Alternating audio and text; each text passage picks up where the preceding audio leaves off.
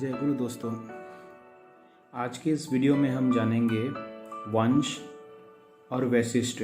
इस विषय को लेकर हम थोड़ा चर्चा करेंगे और जानना चाहेंगे कि किस तरह से ये लीनेज, हेरिडिटी और डायनेस्टी जिसको हम वंश कहते हैं उसका क्या सिग्निफिकेंस है। What is the significance of lineage, heredity और डायनेस्टी, और इनहेरिटेंस किस तरह से एक पेरेंट के थ्रू जो एट्रीब्यूट्स है वो चाइल्ड के अंदर कैसे ट्रांसफ़र होते हैं। ये हम सभी को पता है, पर इसके पीछे साइंस क्या है, यूजेनिक साइंस क्या कहती है, उसके विषय में हम थोड़ा तथ्य को देखेंगे। इसके साथ हम और एक चीज़ देखेंगे कि post marriage why female change their surname और फैमिली नेम। मेरे को बचपन से ही एक प्रश्न हुआ करता था कि ऐसा क्यों है कि फीमेल ही शादी के बाद अपना सरनेम चेंज करते हैं। ऐसा क्यों नहीं होता कि मेल जो है पुरुष अपना सरनेम चेंज करे। तो उसका भी जवाब बाद में जाके श्री ठाकुर जी के विभिन्न ग्रंथों में ये मिलता है, रेफरेंसेस, और बायोलॉजी के अंदर, यूजेनिक साइंस के अंदर इसका अच्छे से प्रमाण मिलता है। उसी को लेके आज का वीडियो बनाया गया। मैं शुरू करूंगा उससे पहले श्री ठाकुर जी क्या कहते हैं और इस विषय पे उनका क्या सोचना है, इसको थोड़ा देख लेते हैं।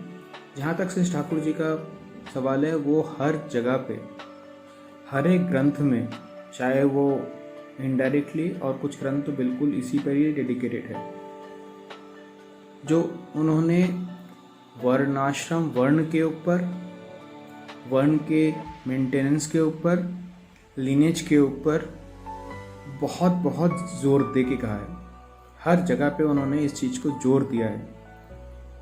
आज जो मैं वाणी आपके सामने रख रहा हूँ, ये मैसेज वॉल्यूम 7 से लिया गया है। इसके अंदर भी आप देख सकते हैं कि इसके अंदर भी श्री ठाकुर जी इसको बार बार जोर दे के कहते हैं। ये किसके लिए कहा गया है? ये कहा गया है उस समाज के एडमिनिस्ट्रेटिव बॉडीज़ को लेके, और या समाज को जो चलाते हैं, चलाने के अंदर सब कुछ हर कोई आ जाता है। जो समाज को चला रहे हैं उसके अंदर टॉप लीडरशिप आ जाता है, जिसके अंदर मिडिल लीडरशिप आ जाता है, और इसके अंदर जो हम आप जैसे लोग जो है रोज़मर्रा के लोग हैं वो भी इस कैटेगरी में आ जाता है। उनसे श्री ठाकुर जी संवाद करते हुए कहते हैं, वेरीली वेरीली आई से keep genetically pure lines in your country healthy and strong with their culture, trade and go of life। वो कहते हैं कि मैं बार बार कहता हूँ कि जेनेटिकली प्योर जो लोग हैं, ऐसी सत्ता जिनकी जेनेटिकली प्योर लाइंस है, हेरिडिटी मेंटेन किया हुआ है, उनको आप अच्छे से रखिए। Keep them healthy and strong with their culture, उनके कल्चर के साथ, ट्रेड के साथ, और उनके लाइफ में आगे बढ़ने के लिए उनके साथ आप रहिए। Resist with every existential valor, the antagonistic element, wherever they fly away. Pure lines are the trustees of existential purity. Use them wherever necessary to have propitious effect through honorable, compatible combination. Otherwise, it will be insulting mockery to your existential furtherance. कहने का मतलब है, वो बार बार जोर दे के कह रहे हैं कि जो भी कुलीन जाति है, चाहे वो कास्ते हो, ब्राह्मण हो, शूद्र हो, कोई भी जो प्योर लाइन मेंटेन कर रहा है, वो समाज के लोगों की जिम्मेदारी बन जाती है उन लोगों को प्रोटेक्ट करना, बाहर के दूसरे तत्वों से उनको अच्छे से रखना, उनकी ताकि ट्रेड उनकी बनी रहे, वो प्योर रहे। Because pure lines are the trustees of existential purity. आपकी जो प्योरिटी की जो है वो ट्रस्टीज है, वही वाहक है समाज की, और जहाँ पे इसकी ज़रूरत पड़े उसको बहुत देखभाल के उसके कंपैटिबल, उसकी कम्बिनेशन के साथ आप उसको यूज़ कर सकते हैं। अदरवाइज वो ये भी कहते हैं, it will be insulting mockery to your existential furtherance. आपकी बचने और बढ़ने की लिए मुश्किल हो जाएगा अगर आप ऐसे नहीं करते। ये वॉल्यूम 7 से लिया गया है ये कोटेशन, जिसके अंदर आप देखेंगे मैंने लाइंस को बोल्ड किया हुआ है। ये लाइंस क्या है? इसको भी हम देखेंगे, लाइन किस लाइन की बात कर रहे हैं वो। अगर हम लाइन को समझ जाएंगे then will understand pure line as well. अगर एक बार ये पता चल जाए कि ये धारा किसे कहते हैं, लाइन किसे कहते हैं। शुरुआत करते हैं इस वीडियो की, जिसके अंदर एक एग्जांपल ले रहा हूँ यूजेनिक साइंस के साथ, कि ऐसा क्यों होता है। जो मैंने प्रश्न रखे थे शुरुआत में आपके वीडियो के, कि ऐसा क्यों होता है कि फीमेल अपना सरनेम चेंज कर रही है। एक वंशधारा, लिनेज किसे कहते हैं, मेरे इस पूरे एग्जाम्पल के थ्रू आपको ये at the end of the video आपको ये क्लियरिटी मिल जाएगी। बायोलॉजिकली अगर हम शुरुआत करते हैं किसी यूजेनिक साइंस के, तो सबसे बेसिक तत्व जो है वो डीएनए कहा जाता है, जिसके अंदर हमारे एट्रीब्यूट्स रहता है। डीएनए का फुल फॉर्म जो है डीऑक्सीराइबोन्यूक्लिक एसिड और डीएनए जो है हमारे शरीर के गठन के जो यूजेनिक साइंस जो एट्रीब्यूट्स हम कैरी करते हैं उसका बेसिक स्ट्रक्चर है। डीएनए आमतौर पर आपने देखा ही होगा, आज के डेट में काफ़ी प्रचलित वर्ड है, मेडिकल साइंस इसको बहुत अच्छे से यूज़ करती है। और इसको थोड़ा और हम जूम इन करें तो डीएनए के अंदर आप देखेंगे कि 23 तरह के क्रोमोसोम्स के पेयर है। कितने तरह के? 23 तरह के क्रोमोसोम पेयर होते हैं किसी भी डीएनए के अंदर। इंसान को भी बात कर रहा हूँ, इंसानी के शरीर के अंदर अगर डीएनए निकाला जाए उसके अंदर 23 तरह के पेयर्स मिलते हैं। ये 23 तरह के पेयर को अगर हम फिर दोबारा डिवाइड करें, इसके अंदर 22 तरह के पेयर तो ऑटोसोम्स कहते हैं जिनको, कि वो एक अलग पेयर होते हैं और एक अलग जोड़ा होता है जिसको कहते हैं हम सेक्स क्रोमोसोम। यानी कि जिस हिसाब से वो क्रोमोसोम डिसाइड करता है कि आप जेंडर क्या है, आपका मेल है, फीमेल है, आप क्या है। इसकी अलाइनिंग डिसाइड करती है कि आप किस जेंडर के हैं, सेक्स क्या है आपकी। तो इसको कहा गया है सेक्स पेयर क्रोमोसोम। तो 23 को अगर हमने डिवाइड किया तो उसमें से 22 पेयर जो है वो ऑटोसोम्स के हो गए, जिसको हम इस टॉपिक के अंदर हम नहीं ले रहे। सेक्स क्रोमोसोम को हम अच्छे से देखेंगे कि ये किस तरह से बिहेव करता है। सेक्स क्रोमोसोम के अंदर क्या क्या एलिमेंट्स होते हैं, एक एक्स होता है, एक वाई होता है। ये एक्स और वाई क्या है, ये एक सिम्बल्स है, मैंने अभी यहाँ पे यूज़ किया हुआ है। इसका एक्चुअली मीनिंग अगर आप देखेंगे, अभी मैं स्क्रीन में आपको दिख रहा होगा कि ऑटोसोम्स किस तरह से दिखते हैं और सेक्स क्रोमोसोम जो साइड में बॉटम राइट हैंड साइड के अंदर आप देख सकते हैं एक्स और वाई किस तरह से दिखता है। तो इस वीडियो के अंदर हम यही एक्स और वाई को लेके ही हम आगे बढ़ेंगे, डिस्कस करेंगे। किसी भी सेक्स पेयर क्रोमोसोम के अंदर अब मानव जाति 2 पार्ट में डिवाइड हो जाता है, मोर और लेस। हम एक्सेप्शंस नहीं ले रहे हैं अभी, मोर और लेस, मेल एंड फीमेल, इस 2 जातियों में डिवाइडेड है। अब मेल का जो सेक्स क्रोमोसोम पेयर है उसके अंदर एक एक्स एलिमेंट होता है, एक वाई एलिमेंट होता है। इसको गौर से सुनिएगा। तो पुरुष होता है, पुरुष के अंदर एक एक्स और एक वाई होता है। फीमेल के अंदर दोनों ही एक्स होते हैं, उसके अंदर वाई एलिमेंट नहीं होता है, दोनों ही एक्स कैरी करते हैं। ये मैं डीएनए के अंदर 23 पेयर क्रोमोसोम के होते हैं, उसके अंदर जो सेक्स क्रोमोसोम का पेयर है उसको डिटेल में बता रहा हूँ कि मेल और फीमेल के अंदर किस तरह से डिवाइड हो जाते हैं। अब एक छोटा सा एग्जांपल देखते हैं कि माँ है, पापा है, मदर एंड फादर। मदर के पास आप स्क्रीन में देख रहे होंगे एक्स है, फादर के पास एक्स और वाई है। अगर इनके बच्चे होते हैं, अगर मेल चाइल्ड है तो मम्मी से एक एक्स लेगा और फादर से वाई लेगा। अगर वो मेल चाइल्ड है तो फादर का वाई कैरी करेगा, वो एक्स नहीं लेगा, और मदर से वो एक्स कैरी करेगा। तो इस तरह से उसकी जो सेक्स क्रोमोसोम पेयर बनेगा वो एक्स और वाई बनेगा, मेल चाइल्ड। तो फीमेल चाइल्ड है तो माँ से एक एक्स लेगा और फादर से एक एक्स लेगा। इस तरह से उसका कॉम्बिनेशन एक्स एंड एक्स बनेगा। आई होप यहाँ तक सबको ये चीज़ क्लियर है। मैं आगे बढ़ रहा हूँ, एक एग्जाम्पल लेते हैं। मैंने एक एग्जाम्पल लिया है इसमें, इसको एक बंगाली फैमिली, राड़ी ब्राह्मण का एक फैमिली ट्री लिया। ये कोई भी फैमिली ट्री हो सकता है, एक किसी भी फैमिली ट्री लेके आप इसको समझ सकते हैं। मैंने इस एग्जाम्पल के लिए यहाँ पे एक ब्राह्मण राड़ी फैमिली से किस तरह से उनका लिनेज जा रहा है और ये किस तरह से वो अपना वंश बढ़ रहा है, तो उसके अंदर चेंजेस कैसे आते हैं, ये हम देखने के लिए एग्जाम्पल लेंगे। देखते हैं, अमित मुखर्जी और शर्मिला चटर्जी, इन दोनों की शादी होती है और इसके बाद अब आप स्क्रीन में देखेंगे ये इनकी फैमिली ट्री। इस फैमिली ट्री के अंदर आप देखेंगे जो मैंने येलो मार्क्स से किया हुआ है, ये अमित मुखर्जी और शर्मिला चटर्जी की शादी हुई, इसके 3 संतान हुए, सुमित, शुभम और सुभद्रा। तीनों बच्चों ने फिर दोबारा शादी किया और इनके फिर नेक्स्ट जनरेशन आए और उसके बाद फिर नेक्स्ट जनरेशन आए। इस तरह से संजय मुखर्जी की जो कि अमित मुखर्जी के परपोते हैं, ग्रेट ग्रैंडसन, वो अमित मुखर्जी ही है। हालांकि ग्रेट ग्रैंडसन जो कि सुभद्रा की तरफ से जो गया था, आगे बढ़ा, वो बनर्जी हो जाता है, वो और मुखर्जी नहीं रहता है। तो ऐसा क्यों?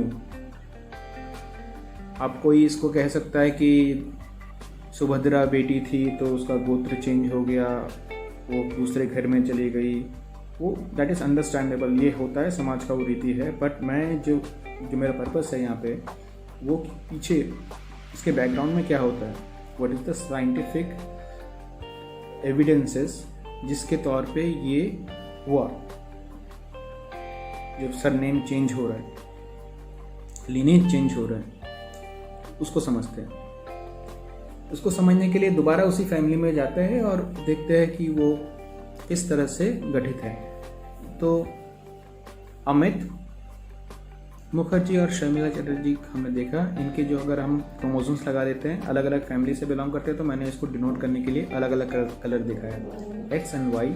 और शर्मिला जी के जो है एक्स एंड एक्स, क्योंकि शी इज फीमेल तो उनके पास 2 एक्स है, दोनों एक्स अलग अलग कलर के हैं। अमित मुखर्जी के एक्स अलग है, उनकी वाई अलग कलर की, क्योंकि दोनों ही अलग फैमिली से बिलोंग कर रहे हैं। देखते हैं आगे क्या होता है। इनकी शादी होती है, इनके 3 बच्चे होते हैं, सुमित, शुभम, सुभद्रा। सुमित और शुभम लड़के हैं तो उनके पास एक्स एंड वाई अपने एक जो क्रोमोसोम का जो पेयर है, जैसे मैंने बताया था, एक मम्मी से और एक पापा से लेके ये कॉम्बिनेशन बना। सुभद्रा को अगर आप देखेंगे, गौर करिएगा, सुभद्रा का जो सेक्स क्रोमोसोम पेयर है उसके अंदर 2 एक्स है, एक उस रेड एक्स जो उसने अपनी शर्मिला मम्मी से लिया है, और वाइट कलर का जो एक्स है वो अपने पिता से लिया है। इस तरह से वो उसके पास वाई नहीं है, क्योंकि फीमेल है, फीमेल के अंदर वाई नहीं होता। आगे देखते हैं क्या होता है। इनकी फिर शादियां होती है नेक्स्ट जनरेशन की। सुमित शादी करता है अमृता के साथ, शुभम शादी करता है निशा के साथ, और सुभद्रा की शादी होती है आर्यन बनर्जी के साथ। आप देखेंगे कि अमृता अलग फैमिली से बिलोंग करती है, तो मैंने कलर से अलग तरह का क्रोमोसोम दिखाने की कोशिश किया है। निशा जो लड़की है वो अलग घर से आती है शुभम के पास, तो वो उनका क्रोमोसोम मैंने अलग से दिखाने की कोशिश किया है। यहाँ आर्यन का जो, क्योंकि वो मेल है, पुरुष है, उसका एक्स एंड वाई दोबारा होगा। ये अमित मुखर्जी के एक्स एंड वाई से बिल्कुल अलग है ये, पर सिमिलर है इन द सेंस कि ये भी X and Y combination belong करता है, अमित भी एक्स एंड वाई कम्बिनेशन करता है, पर ये दोनों अलग अलग फैमिली से बिलोंग करते हैं। तो मैंने इनका कलर से अलग अलग डिनोट किया हुआ है, ग्रे कलर का एक्स और ब्लैक कलर का वाई, जो कि आर्यन बनर्जी कैरी कर रहे हैं। देखते हैं आगे क्या होता है। इनके जो बच्चे आते हैं, इनके नेक्स्ट जनरेशन आता है सोमेश, सुमित और अमृता का लड़का, शुभम और निशा का बेटा सुब्रता, सुभद्रा और आर्यन बनर्जी का लड़का अक्षय। अब इनके जरा सेक्स क्रोमोसोम को आप दोबारा देखिएगा गौर से। सोमेश के पास जो सेक्स क्रोमोसोम है वो एक्स एंड वाई है, सुब्रता के पास भी एक्स एंड वाई है, अक्षय के पास भी एक्स एंड वाई है। Now see the X and Y and the colours of X and Y. X जो कि अमृता से लिया हुआ था सोमेश ने, वो पिंकिश कलर का है। वाई, ये सेम वाई येलो कलर जो अमित मुखर्जी का वाई है, वही वाई सोमेश तक पहुंचा है। इसी तरह सुब्रता के पास भी एक्स जो है ग्रीन कलर का, वो निशा से आया है, और वाई जो है ये अमित मुखर्जी का वाई यहाँ तक पहुंचा है। और सुभद्रा के पास यहाँ थोड़ा चेंजेस होता है। सुभद्रा के पास वाई नहीं था, तो आर्यन बनर्जी से जब वो शादी करती है, आर्यन बनर्जी के थ्रू जो नेक्स्ट जनरेशन आता है अक्षय, उसके अंदर आर्यन बनर्जी का वाई आता है, और जबकि सुभद्रा का एक्स कैरी कर रहा है, तो यहाँ पे वाई चेंज हो जाता है। यहाँ चेंज होना शुरू हो गया। सोमेश और सुब्रता के पास सेम येलो कलर का वाई क्रोमोसोम है, जबकि अक्षय के पास ब्लैक कलर का वाई क्रोमोसोम, ब्लैक कलर का सेक्स क्रोमोसोम। सो एक स्टेप और आगे बढ़ते हैं। जब इनके नेक्स्ट जनरेशन आता है, सोमेश की शादी होती है सोनाक्षी के साथ। सुब्रता मान लेते हैं कि अभी वो छोटा है, शादी नहीं किया उसने। अक्षय और सुष्मिता की शादी होती है और इनके जो नेक्स्ट जनरेशन आते हैं यानी कि संजय आता है, सोमेश और सोनाक्षी का बेटा, एक्स एंड वाई। अक्षय और सुष्मिता का बेटा आलोक। अब यहाँ पे अगर आप देखेंगे तो आपको सारा चीज़ समझ में आ जाएगा कि जो अमित मुखर्जी से वाई क्रोमोसोम शुरू हुआ था, ये बहते हुए सुमित के पास आया, ये उसके बाद सोमेश के पास आया, सोमेश से आया संजय के पास। वाई जो सेक्स पेयर का जो क्रोमोसोम था वो कंसिस्टेंटली ये जनरेशन बाय जनरेशन फ्लो होता रहा। किसके थ्रू? सुमित के थ्रू, जो कि मेल था। उसके बाद उसका जो लड़का आया सोमेश, उसके थ्रू, और उसके बाद संजय के थ्रू। इसीलिए हम देखते हैं कि ये इसकी जो सरनेम है, जो टैग है, वो सेम है, मुखर्जी मुखर्जी मुखर्जी चलता रहा। हालांकि सुभद्रा वही मुखर्जी थी शादी से पहले। आर्यन से शादी होने के बाद वो क्यों चेंज करती है अपना सरनेम? क्योंकि वो अक्षय को जब लाती है इस दुनिया में, उसका जो क्रोमोसोम है वो चेंज हो जाता है। वो अमित मुखर्जी का क्रोमोसोम, सेक्स क्रोमोसोम नहीं रहता। उसके अंदर जो क्रोमोसोम आता है वाई फैक्टर, जो कि लिनेज को कैरी करेगा, आगे बढ़ाएगा, वो आता है आर्यन बैनर्जी। सो ही बिकम्स अक्षय बैनर्जी। सुष्मिता से शादी करते हैं, उसका बेटा जब आता है आलोक बैनर्जी होता है। आप देखेंगे इंटरनली भी ये वाई कलर का जो क्रोमोसोम, वाई जो है वो ब्लैक कलर का था। अक्षय के पास भी वाई ब्लैक है, आलोक के पास भी वाई ब्लैक है। आलोक का जब लड़का होगा उसके अंदर भी ये ब्लैक ही जाएगा, ये येलो कलर से नहीं फ्लो होगा। सुभद्रा से ये चेंज हो गया है। हालांकि अगर हम देखते हैं कि सुमित और सोमेश और संजय के केस के अंदर ये येलो कलर का, जो कि अमित मुखर्जी का वाई क्रोमोसोम था, वो फॉलो होता गया। इसको हम लिनेज की भाषा में अगर हम कहें तो हम इस तरह से देख सकते हैं कि एक फैमिली हेरिडिटी है, एक इनहेरिटेंस शेप ले रहा है। वो जनरेशन बाय जनरेशन पुरुष के माध्यम से, एक पुरुष के द्वारा दूसरे पुरुष, दूसरे के तरफ तीसरे पुरुष के पास जाके जनरेशन बाय जनरेशन वाई जो क्रोमोसोम है, सेक्स क्रोमोसोम का जो वाई पार्ट है, वो कैरी होता रहता है। जैसी कोई फीमेल संतान होती है, वो एज ए कैरियर काम करती है दूसरे के लिनेज को कैरी करने के लिए। जैसे सुभद्रा ने किया यहाँ पे। सुभद्रा ने आर्यन बैनर्जी का शादी करने के बाद जो अक्षय, वो एज ए कैरियर का काम किया उन्होंने, और अक्षय को जब इस दुनिया में लाए तो वहाँ से जो ब्लैक कलर का जो उनका सेक्स क्रोमोसोम था वो आया पिक्चर में। अक्षय के बाद आलोक के बाद जो भी और आएगा वो। तो यहाँ पे भी हम देख सकते हैं पिक्चर के अंदर कि दो तरह के यहाँ पे लिनेज का गठन हुआ, दो तरह की हेरिडिटी बनी।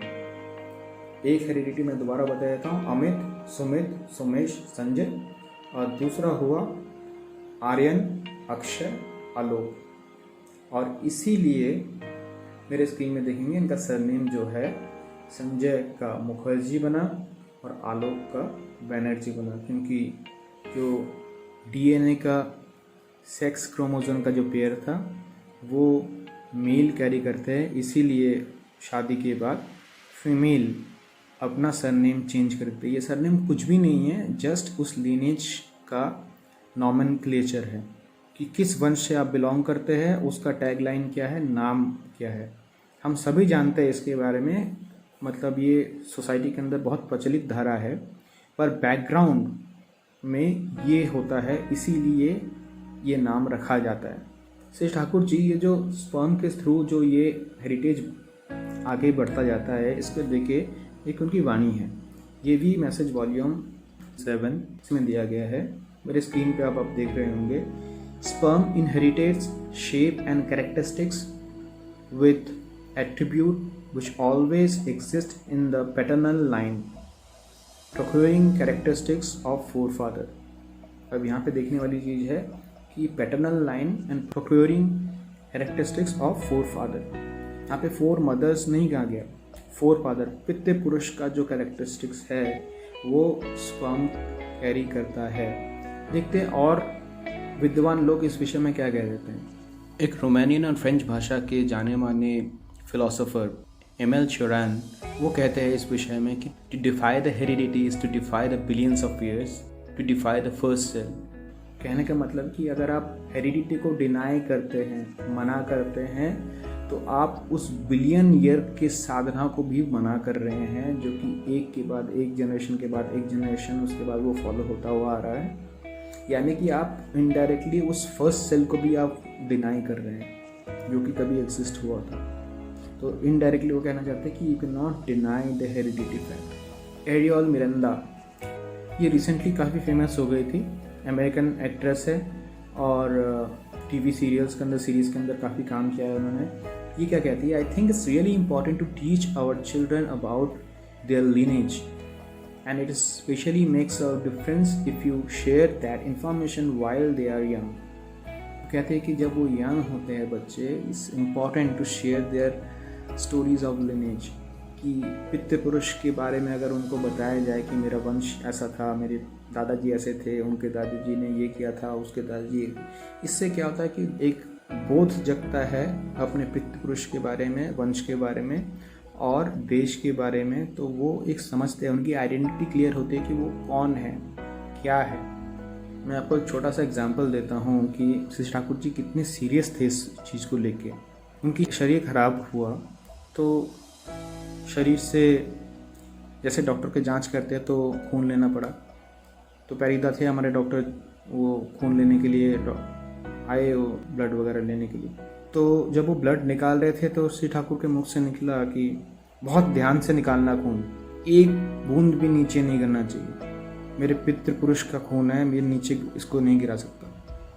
तो वो इतना सेंटिमेंटल थे कि वो खून जो हम बह रहे हैं, हम शायद इस चीज़ को फील नहीं करते कि जो खून हमारे अंदर बह रहा है ये इसके अंदर लाखों करोड़ों सालों की तपस्या है, उसके बाद जाके ये हमारे पास आया है। ये घूमते घूमते बहते बहते बहते ये लीनेज आते आते आते आते वहाँ से आते हुए ये है। उनका एक सपना था कि सांडिल्य यूनिवर्सिटी बने, इसमें ऋषि सांडिल्य ने जो भी बातें कही, रिसर्च किया है, उस चीज़ को लेकर चर्चाएँ हों।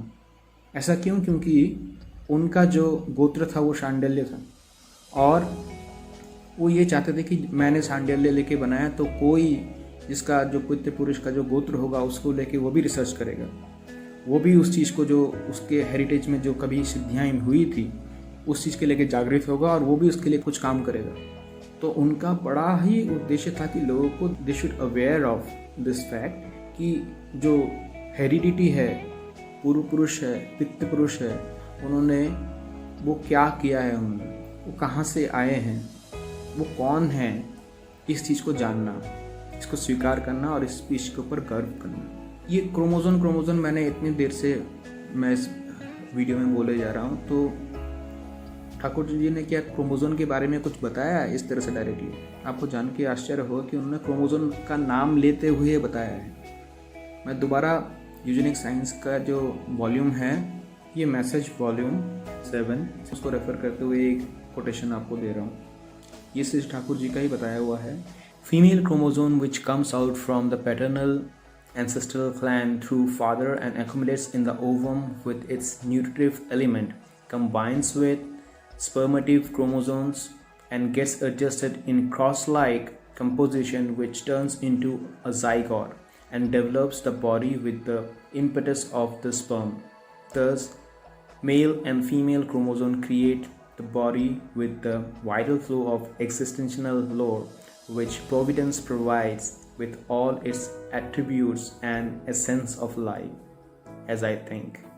तो उन्होंने क्रोमोजोम को लेके वाणी दी है कि मेल और फीमेल क्रोमोजोम मिलके इंसान का शरीर बनाता है, जिसके अंदर जो फीमेल क्रोमोजोम है, जिसको मैंने बताया था आपको एक्स एंड एक्स, वो अपने पितृ पुरुष की जो भी संरचनाएं लिए रहती है, न्यूट्रिटिव एलिमेंट्स लिए रहती है। इसको स्पर्मेटिव जो मेल का क्रोमोजोम है उसको एडजस्ट करता है, फर्टिलाइज करता है और क्रॉस लाइक कंपोजिशन के थ्रू एक जाइगोट बनता है। उस वहाँ से शुरुआत होती है इंसानी शरीर की। does the male and female chromosome create the body with the vital flow of existential load। तो यहाँ से इंसानी शरीर की शुरुआत है। तो इसको जानना बहुत ज़रूरी है क्योंकि इंसान का समाज है, इंसान किस तरह से उत्पन्न होता है, कैसे होता है, इसके पीछे साइंस क्या है, यही उद्देश्य था इस वीडियो का बनाने का। मैं वीडियो ख़त्म करता हूँ दोबारा उसी मैसेज के साथ। ये एकदम वार्निंग है, अगर आप ध्यान से इसको पढ़ेंगे तो एक तरह से उन्होंने चेतावनी दी है। वो कहता है कि मैं बार बार कह रहा हूँ, वेरीली वेरीली आई से, keep genetically pure lines in your country healthy strong. Healthy या स्ट्रॉन्ग इस तरह से नहीं कि कोई मस्कुलर स्ट्रॉन्ग और हेल्दी, उन्होंने कहा किस तरह से healthy, healthy with their culture and trade and go of life. मतलब वो कल्चर में रहे, वो अपने कल्चर के ट्रेड्स के अंदर जुड़े हुए रहे, एंड गो ऑफ लाइफ, वो आगे बढ़ते रहे, and strong with their culture trade and go of life. Resist with every existential valor the antagonistic element wherever they fly away. Pure lines are the trustees of existential purity.